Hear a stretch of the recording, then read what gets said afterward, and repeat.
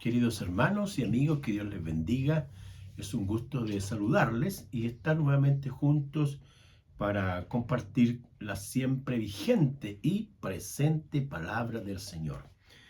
Como hemos mantenido y comunicado, y también estamos informándoles que los sermones que estamos realizando, haciendo, son del libro de Apocalipsis, un libro que a veces mucha gente lo considera peligroso, complicado, difícil de lectura. Sin embargo, cuando usted lo lee sin ningún prejuicio, podrá darse cuenta que este libro maravilloso nos muestra el triunfo de nuestro Señor Jesucristo sobre el mal y el establecimiento de su reino, de la vida plena de nuestro Señor, con cielos nuevos y tierra nueva, junto a los redimidos, junto a todos los creyentes. Por eso es que es muy importante leerlo con detención, con cuidado y sin prejuicios. Y si usted se da cuenta que este libro de Apocalipsis va a ser de mucha riqueza para su espíritu, para su alma y su corazón. Vamos a leer día en el libro de Apocalipsis capítulo 2, los versículos 8 y 9. Repito, Apocalipsis 2, versículos 8 y 9, que dicen así: Y escribe al ángel de la iglesia en Esmirna, el primero y el postero, el que estuvo muerto y vivió, dice esto: Yo conozco tus obras y tu tribulación y tu pobreza, pero tú eres rico, y la blasfemia de los que dicen ser judíos y no lo son, sino sinagoga de Satanás. Qué tremendo este pasaje de las Sagradas Escrituras. Vamos a hablar el día de hoy el tema el ángel de la iglesia. La palabra del Señor nos muestra analógicamente, comparativamente, ilustrativamente, de que existen rebaños y hay un pastor. En el Nuevo Testamento el buen pastor es personificado en la persona de Jesucristo y las ovejas son las personas. Esta historia maravillosa, hay un salmo, el Salmo 23, que es Dios el pastor, el Señor es mi pastor, nada me faltará, dice este salmo, un poema, una alabanza al Dios Todopoderoso, como el rey David conjuga, expresa en lo más profundo de su corazón que el Señor es su pastor, quien lo cuida, lo alimenta y lo sostiene. De la misma forma, el Señor, en Juan capítulo 10, en esta estructura maravillosa, el Señor, instruyendo a sus discípulos, habla de que Él es el buen pastor y que el buen pastor su vida da por las ovejas. Fue así como el Señor Jesús murió no solamente por sus ovejas, los discípulos, sino por toda la humanidad. Entonces, esta idea del ángel de la iglesia se refiere específicamente el Señor Jesucristo hablándole al pastor de la iglesia. Ahora, el texto menciona dos virtudes de Cristo Jesús, dos capacidades o habilidades del Señor Jesucristo con respecto al pastor. En primer lugar, está en que el Señor conoce las obras del pastor. Hay dos textos o palabras o vocables o voces en el texto griego que se refieren a conocer. Uno es ginosko y tiene que ver con un conocimiento profundo interior. Es el Señor quien conoce, quien sabe perfectamente lo que ocurre en el interior de los pastores, de los siervos de Dios, de los ministros del Evangelio, de quienes el Señor ha llamado en su soberanía, en su gracia, en su elección. Esto acto maravilloso de que el Señor es que en un sentido escanea nuestro espíritu y sabe lo que hay en nuestro interior. Es lo mismo, hoy día el Señor conoce cada uno de quienes le sirven y al Señor no se le puede engañar, no se le puede mentir, porque Él sabe lo que ocurre en nuestro espíritu. Además, la segunda palabra, la segunda voz o vocablo que se usa en el griego para conocer es la palabra oida, y que se refiere a un conocimiento que se va aprendiendo o se va adquiriendo, involucra la experiencia y la relación personal. No hay duda que también que el Señor va conociendo, va aprendiendo, y nosotros, desde la perspectiva del pastor, con respecto al gran pastor de las ovejas, que es Cristo Jesús, poco a poco le vamos conociendo, vamos aprendiendo, vamos teniendo más experiencia de vida en nuestra relación personal con el Señor, y de esa forma, más tarde vamos a decir con toda claridad y convicción que sí conocemos al Señor. Bien, ahora algunos pasajes que hablan de cómo el Señor conoce el pasado y presente de la vida de quienes le servimos, y no solamente de quienes le servimos, sino de todos. Quiero leer un pasaje en el libro de Romanos, este maravilloso libro, en el capítulo 11, los versículos 33 y 34. Romanos 11, versículos 33 y 34, que dicen así: oh profundidad de la riqueza de la sabiduría y de la ciencia de Dios, cuán insondables son sus juicios e inescrutables sus caminos. Este pasaje habla en el capítulo 11, capítulo 10, capítulo 9, 10 y 11 son una unidad temática y reflejan cómo el Señor planificó la redención de la humanidad. La partió con un hombre allá, con Abraham, o mejor dicho, más atrás en Génesis 3:15, ya el Señor, cuando cayó Adán y Eva del pecado, Dios ya tenía previsto dentro de su soberanía lo que sabía lo que iba a ocurrir. Pero dejó a Adán y Eva que ellos decidieran también en su libertad si obedecían o no, y lo que hicieron, se rebelaron contra el Señor. Pero ya el Señor tenía todo en su conocimiento, en su ciencia, cómo iba a canalizar, a proyectar, a materializar y concretar el plan de salvación. Y es así que el apóstol Pablo está tan sorprendido el cómo el Señor en su sabiduría, en su ciencia, planifica todas las cosas y las ejecuta de acuerdo a su soberanía, de acuerdo a su buena voluntad agradable y perfecta. No hay error en Dios. Ahora, este pasaje de Romanos 11, versículo, voy a leer, ahí está el versículo 29, dice: porque irrevocables son los dones y el llamamiento de Dios. Se refiere al plan de salvación. Dios ha decidido que Cristo Jesús es la persona que murió en la cruz para darnos salvación. El nombre Jesús significa Salvador. También está el otro nombre, que es Emmanuel, que significa Dios con nosotros. Entonces, no hay duda cuando Pablo se sorprende por la sabiduría de nuestro Dios. Y es lo mismo nosotros quienes servimos al Señor, usted que sirve al Señor, que conoce al Señor, Dios muchas veces nos sorprende con su sabiduría. Bendito sea el Señor.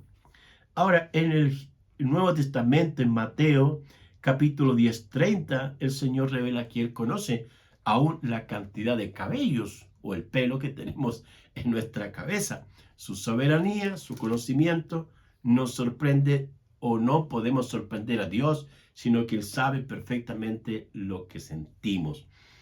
Quiero leerles también el Salmo 147, donde habla de que el Señor conoce los astros y cada uno les llama por su nombre. Imagínense, piense un poco cómo el Señor, en su sabiduría, en su omnisciencia, previo acerca de nuestro análisis humano, Dios Todopoderoso sabe cómo ocurrieron todas las cosas porque Él las creó. Bien. Ahora, en segundo lugar, el pasaje de Apocalipsis, capítulo 2, versículo 9, el Señor también conoce las tribulaciones del pastor. Esta palabra tribulación acá que usa el Nuevo Testamento en el texto griego es la palabra tripsis, y que se refiere a las presiones o las sensaciones de angustia aflicciones y sufrimientos que a menudo enfrentan las personas. Hay una situación interna profunda que a veces nos supera, que a veces la presión, la tribulación, los problemas, los conflictos que vienen a través de terceros pueden causar mucho daño en nuestro espíritu y en nuestro corazón. Una cosa es que yo sea partícipe directo en una mala decisión que yo tomé y que no analicé todos los elementos que podrían causar alguna complicación y asumí la decisión y decidí no midiendo el impacto de esa decisión en terceras personas. Pero otra cosa es que aquellas personas tomen malas decisiones y me afecten a mí. De una u otra forma, hay presiones, hay tribulación, hay conflicto, hay angustia, hay desesperación. Pero el texto dice que el Señor conoce la tribulación del pastor.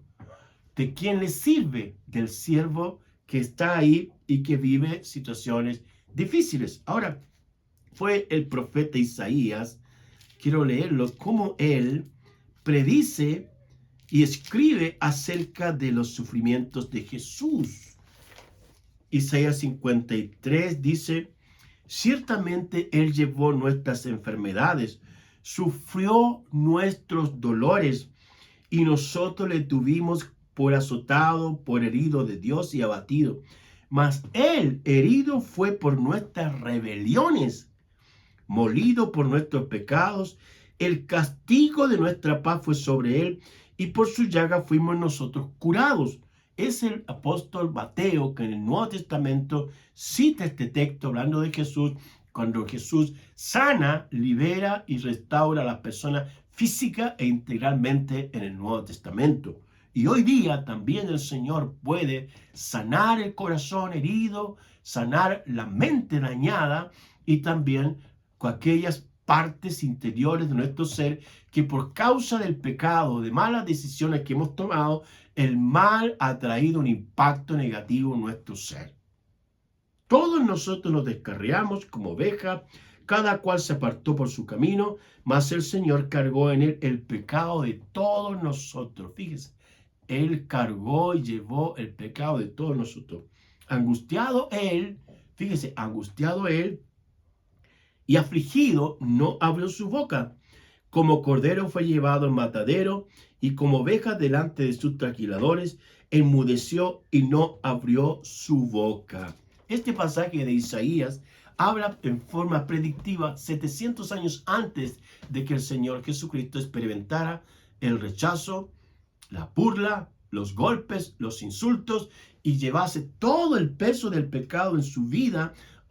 Como cordero fue llevado al matadero, dice la Escritura, y no abrió su boca.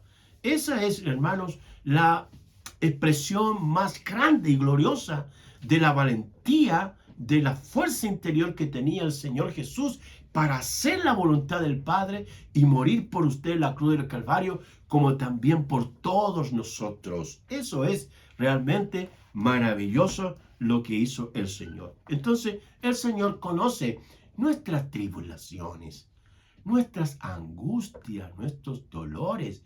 Él sabe lo que está ocurriendo en nuestro interior. Él sabe perfectamente eso. El libro de Job, en el capítulo 5, vamos a buscar ese pasaje donde Job fue un creyente que vivió una de las experiencias más dolorosas en su vida. Fue afectada la pérdida de sus hijos, la pérdida de su cuerpo, de su espíritu, una enfermedad que algunos dicen que fue la elefantiasis, que sería una infección en la piel, donde él dice que se rascaba con una teja y le corría la pus, la materia, el líquido por su cuerpo, algo horrible, horrible, horrible.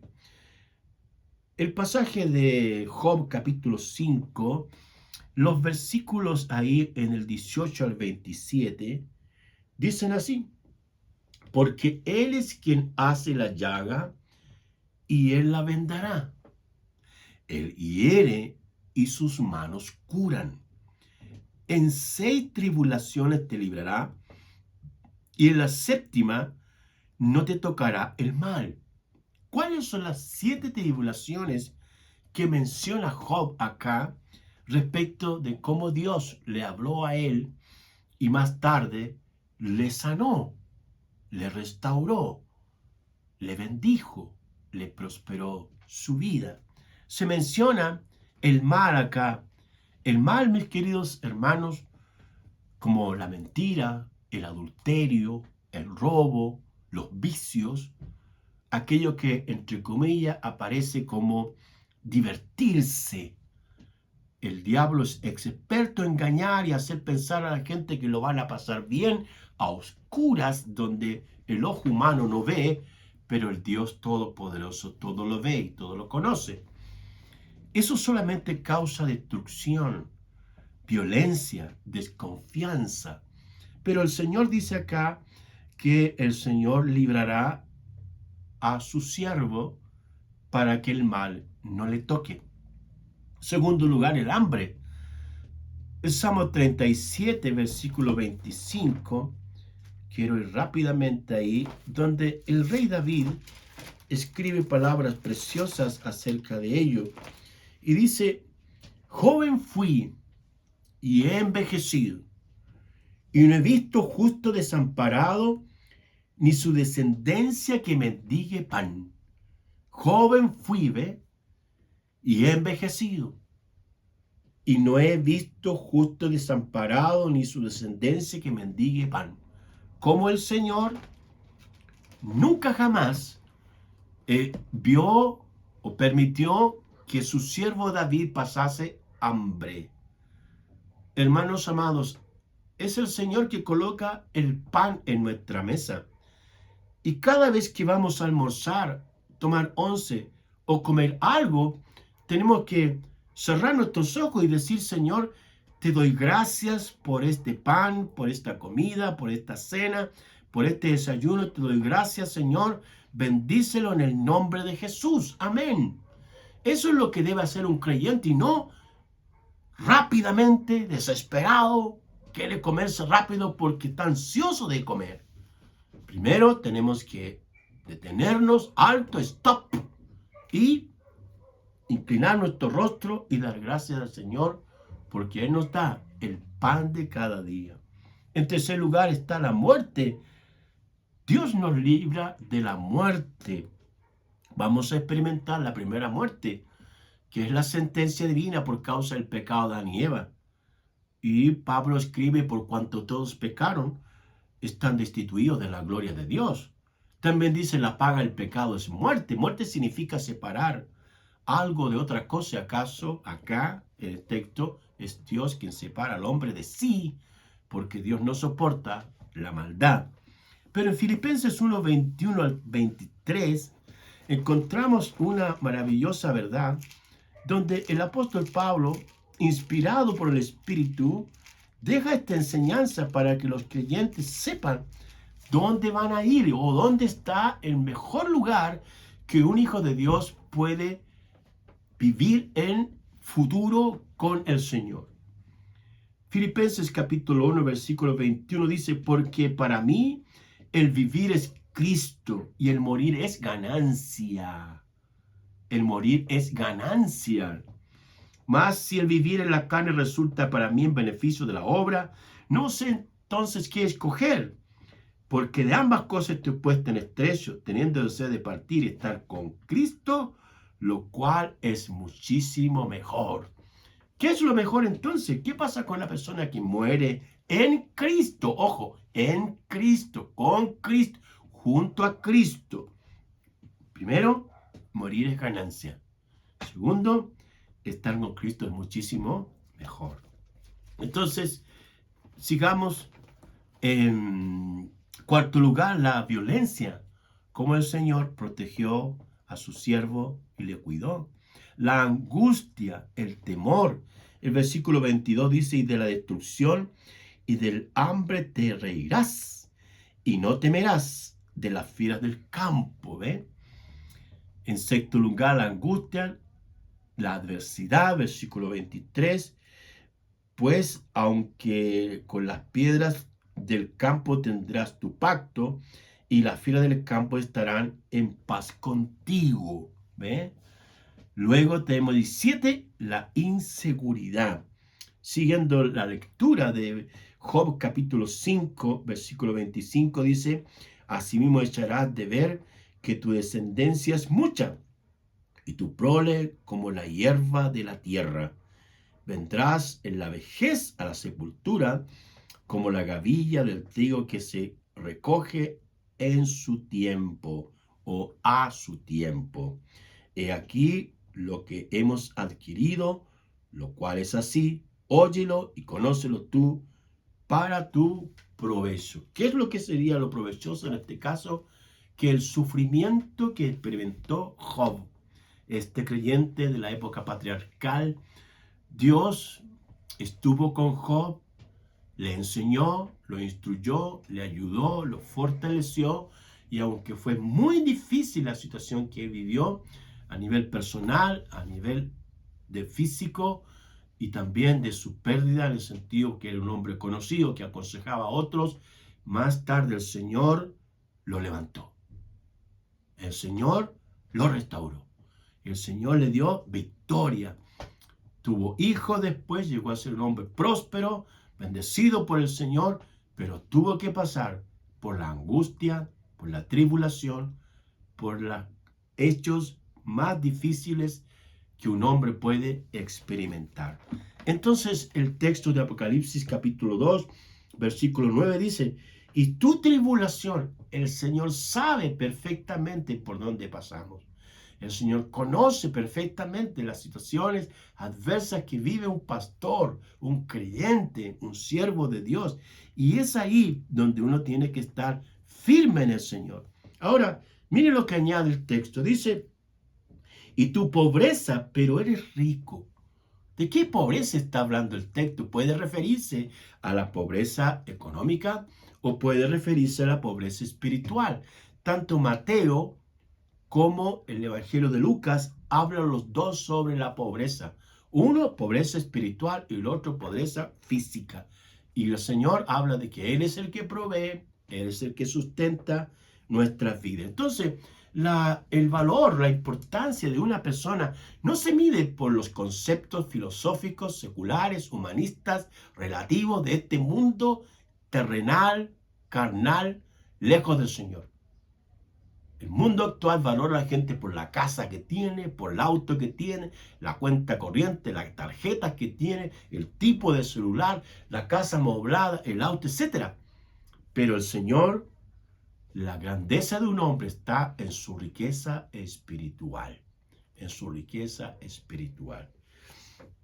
Luego dice: y la blasfemia de los que dicen ser judíos. Ahora, es interesante que el libro de Romanos, el apóstol Pablo menciona quiénes son realmente los judíos. Quiero leerles a Romanos capítulo 2, versículos 28 y 29. Dice ahí: pues no es judío el que lo es exteriormente. Exteriormente, fíjese. No es la circuncisión la que hace exteriormente la carne. Todo judío en el Antiguo Testamento, revelación original, venían de la descendencia de Judá. Y Judá era un hombre que era hijo de Jacob. De ahí viene todo lo que es la descendencia biológica acerca de la fe. Pero una cosa es el elemento biológico y otro es el de la fe. Después dice: sino que es judío, fíjese, sino que es judío el que lo es en lo interior. Y la circuncisión es la del corazón, en espíritu, no en letra, la alabanza en la cual no proviene de los hombres, sino de Dios. Entonces, toda persona que se ha convertido al Señor, que ha crucificado su interior, y ahora el Señor le da una nueva vida desde el punto de vista de las Sagradas Escrituras, ese es un verdadero judío, el que lo es en su interior, quien se ha convertido al Señor, quien ha nacido de nuevo, quien se ha nacido, entregado, rendido, y su mente y su espíritu ha cambiado, y ahora Cristo vive en él. Y la Escritura dice, si alguno está en Cristo, nueva criatura es. Las cosas viejas pasaron y aquí todas son hechas nuevas. Es ahí donde parte la vida de un discípulo, de un cristiano y, según lo que estamos diciendo, de un judío. Porque el texto menciona acá, en Apocalipsis 2:9, dice, y de la blasfemia de los que dicen ser judíos. No todos los que descendían de Israel son israelitas, porque el tema tiene que ver con la fe, no con la descendencia biológica, ¿ya? Y después dice, y no lo son, sino sinagoga de Satanás. Y aquí dice una expresión muy fuerte. Lo que dice es el Señor. Los que son sinagoga de Satanás. En ese tiempo se acostumbraba que tanto los pueblos cananeos, amorreos, filisteos, y también de Asiria, también babilónicos, después de los babilonios vienen los griegos, después los romanos, y ellos le daban culto a las criaturas antes que al Creador. Tenían centros de adoración paganas, templos con sus dioses del cuerpo, de las águilas, de las aves, y todo le daban una especie de deificación. Fue Constantino en el siglo III cuando todos esos lugares fueron cerrados y entregados al cristianismo, porque con ese emperador se terminó lo que se llamó las persecuciones hacia el pueblo cristiano, y este emperador Constantino en el siglo III dijo que todo el imperio era cristiano. La verdad es que fue un error, porque para hacerse cristiano, según el libro de los Hechos, que es un texto teológico, histórico, narrativo, el libro de los Hechos, que fue escrito por el doctor Lucas, ahí se dice que los primeros cristianos se les llamó así porque eran seguidores de Cristo Jesús, de la persona de Jesús, no de lo que el Estado decía o el imperio decía o alguien decía o lo que la cultura decía, sino porque seguían a Jesús. Entonces los verdaderos cristianos son aquellos que siguen a Jesús, única y exclusivamente al Señor Jesucristo. Bien, entonces sinagoga de Satanás vendría a ser todo lugar hoy día donde no se reconoce al Señor Jesucristo y se adoran otras cosas, otras deidades, otros seres que, entre comillas, por muy loable que sea el punto de vista humano o terrenal, no son el Señor Jesucristo. Y las Escrituras son claras, muy claras, en decir que hay un solo Dios y un solo mediador entre Dios y los hombres, Jesucristo hombre.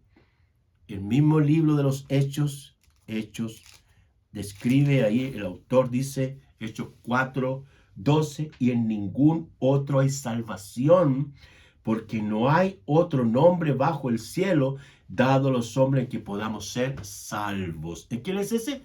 Jesucristo el Señor. Jesucristo el Señor. Y Jesús dijo, yo soy el camino. Yo soy el camino. La verdad, yo soy la verdad, ¿eh? Y la vida, dijo el Señor. Nadie va al Padre si no es por mí. Este es un mensaje del Señor Jesucristo para la iglesia, y especialmente el Señor Jesucristo viene a revelar y hablarle a su ángel, hacia el pastor, su mensajero, y lo que él está diciendo es que él conoce las obras del pastor, como también las tribulaciones del pastor. Mis queridos amigos y hermanos, ese es nuestro Dios, ese es nuestro Señor Jesús, aleluya. Bendito sea Dios. Él conoce todo lo que pasamos, lo que vivimos, cuando lloramos, cuando estamos angustiados, cuando estamos desesperados. El Señor conoce y Él toca nuestra cabeza y nos dice, yo te amo, yo te ayudo, yo quiero estar contigo. Búscame y me vas a encontrar. Y el Señor está golpeando a veces la puerta de nuestro corazón o nos habla en reiteradas ocasiones y a veces nosotros no tenemos tiempo. Abramos nuestro corazón y nuestro espíritu y dejemos que el Señor Jesús venga a morar en nuestra vida por la fe y por su espíritu, para que así aprendamos a ser buenos cristianos, buenas personas, buenos hombres, buenos maridos, buenos padres, por la gracia, el poder de su Santo Espíritu. Oremos. Padre eterno, te damos gracias por tu palabra viva y eficaz y presente, Señor, para nuestra vida. Gracias porque tú eres el Señor, el Cordero de Dios, el buen pastor, la luz del mundo, el verdadero Señor, quien conoce nuestras vidas y nos fortalece, nos entrega palabras de ánimo, de fe, de esperanza, de que tú estarás con nosotros donde quiera que vayamos, Señor, porque queremos hacer tu voluntad, no la nuestra. Y hágase tu voluntad, como tú dijiste, como se hace en los cielos, también en la tierra. Bendícenos, Señor, y ayúdanos a buscarte, encontrarnos contigo y disfrutar esta vida de fe y de esperanza, porque tú has prometido que vendrás otra vez. Ven, Señor, a buscar a tu iglesia para que así estemos siempre contigo. En el nombre de Jesús, amén. Que el Señor, Dios Todopoderoso, te bendiga y te guarde. Amén.